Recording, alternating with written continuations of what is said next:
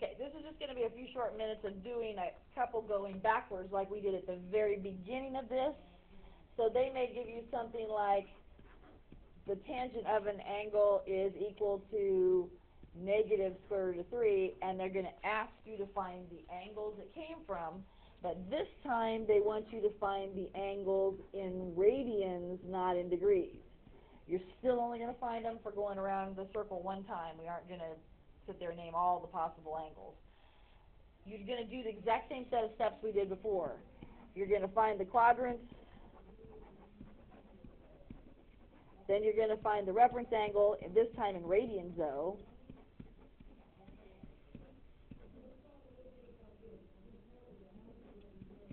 And then probably what's the trickiest part of these is you have to do arithmetic with fractions and name the angles.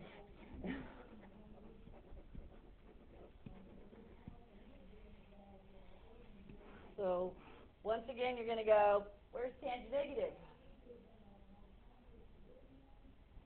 Tangent negative in second and fourth.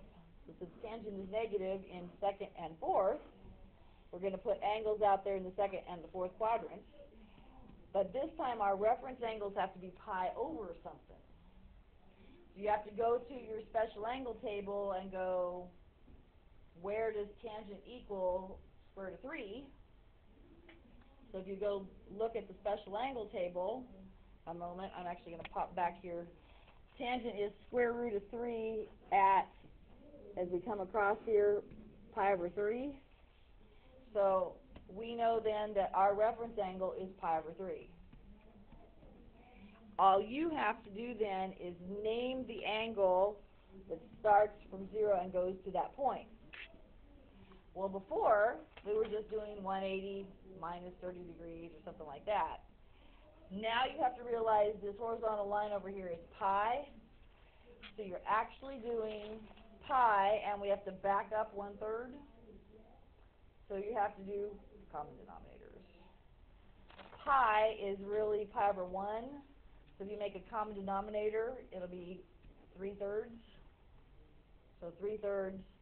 I'm subtracting 1/3 to go backwards 1/3. So 3/3 minus 1/3 would be 2/3. Yep.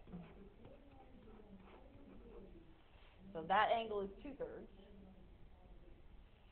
And then when you're over here, where what would be the 360 degree line, in radians, that's the 2 pi line. So if I change 2 pi into thirds, how many thirds? 2 pi over 1 would become 6/3. Okay, so now am I adding a third or subtracting a third? Yeah, 6/3 minus 1/3 would be 5/3. So my two answers in this case would be 2/3 and 5/3. You want me to run one more of those? Okay, let me do one where you have to do it reciprocal. Suppose I said, you know, the secant of an angle is negative 2 square root of 3 over 3. So you're going to go, okay, where's secant negative? Actually, can I change this problem? I want to make, because I want to make you do two different quadrant lines, let me do cosecant. It'll work better. Okay, so where's cosecant negative? 3 and 4. Yeah. So now I need to know what reference angle, pi over what is the angle in there. Okay, so if you're looking at your special angle table, I need to know where cosecant is 2 times the square root of 3 over 3. Okay, well, once again, I'm going to pop back over here to the other one. Cosecant is the reciprocal of sine. Which one of those numbers in the sine column, would, when you flip it over, would end up with being 2 square root of 3 over 3? Yeah, the one at 60 degrees or pi over 3. Oh, sorry, darn, I just made you do another pi over 3. But yeah, that's the only logical one if you flip it over that it could be. So, sorry, I just did another pi over 3. Didn't mean to do that. So then how do I name my angles? I need to go from 0 down to this line. You know the horizontal line is pi. You're going to turn it into thirds, so it's going to become 3/3. Now, this time, are you adding 1/3 or are you subtracting 1/3? You're adding 1/3, so this time 3/3 plus 1/3 is going to give you 4/3. And then when you come over here to do the other one that's in the other quadrant, you're going to have 2 pi, and when you turn it into thirds, it's going to become 6/3.